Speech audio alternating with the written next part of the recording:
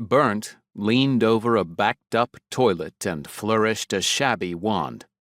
Casting an all-too-familiar spell for the 4th time that day, he scolded the wooden throne's owner. "You can't just pour expired healing potions down the drain. They interact with the living matter in the pipes and down in the sewers to form slimes by the dozen, and those little bastards will latch onto every pipe in the street to feed on what comes washing down." He knew that from experience, having spent the last week working his way up to the source of the problem, the back room of this man's workshop. The middle-aged alchemist really should have known better. The toilet gurgled as the water, sewage, and living congealed matter in the pipes boiled. A few droplets spurted out the top, spattering on Bernt's already filthy work robes. Then the whole mess began to drain down and out into the sewer. Of course, the culprit, who didn't look chagrined so much as annoyed, did know better.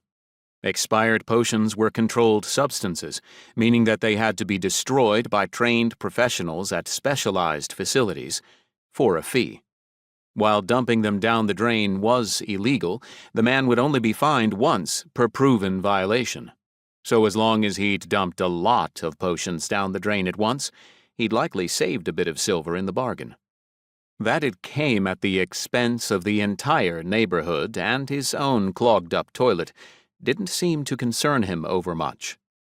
He didn't even try to deny it. Instead, he pinched his nose and made a shooing gesture at him. "Mind who you're talking to, Underkeeper. You couldn't afford one of my potions even if I bottled it on your end of that drain. Just do your job and get out of my shop. Your smell is going to drive away the paying customers." Bernt sighed. What was the point in arguing?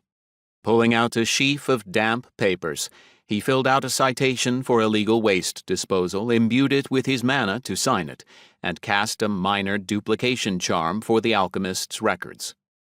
In his first year, he'd repeatedly written to the city magistrate to make him aware of the ineffectiveness of illegal dumping penalties, but the magistrate didn't care.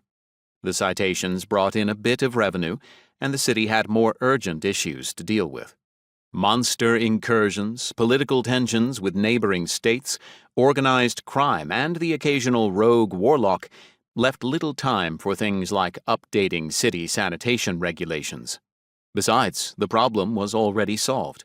After all, that was what city maintenance, and more specifically, the Underkeepers, were for. Swallowing his irritation, Bernt handed the man his copy of the citation and turned to go.